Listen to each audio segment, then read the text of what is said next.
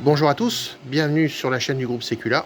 Alors aujourd'hui, on va laisser Gauthier nous parler de cette imprimante 3D ProRaised 3D Pro 2 et il va nous expliquer tout ce qu'il a fait pour la remettre en état parce que visiblement, elle était vraiment dans un vilain état quand il l'a récupérée.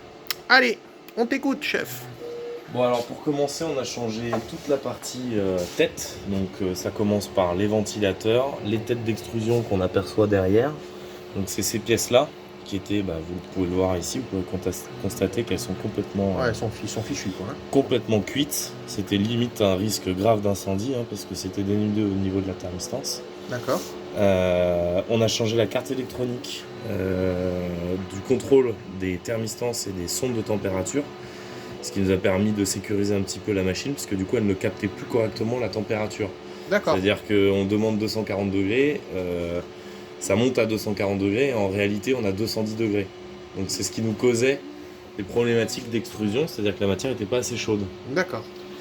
On a changé tous les ventilateurs que vous voyez sur les côtés. Alors les ventilateurs, oui, ils les sont là. ventilateurs, je Ils sont là. déconnecte la tête. Ils sont Vous en là. avez un à l'avant qui permet de refroidir le corps de chauffe, donc cette zone-là.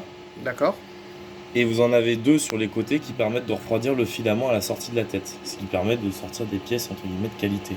D'accord. On a fait un graissage complet de tous les axes. Tension, donc il y a 8 axes. On a refait la tension des courroies pour avoir un minimum de d'inertie dans les déplacements. Dégraissage et regraissage des tiges filetées de l'axe Z. D'accord. Mise à jour du firmware, changement du plateau et nettoyage complet de la machine, donc dégraissage des vitrages, nettoyage des différents plexis. Oui, parce que c'est une machine qui est dans le monde industriel et qui Voilà. forcément est Dans soumise un à la atelier. poussière et elle vit dans un atelier au quotidien. C'est ça. Donc malheureusement, elle est agressée par la poussière, les cochonneries, voilà. Non, mais écoute, c'est du bon boulot ça. C'est du super boulot. Bon, et ben on va pouvoir la remettre en route chez le client. Tout à fait. Voilà. Bon. Allez, à très bientôt pour de prochaines aventures sur les imprimantes 3D et autres. Merci à tous.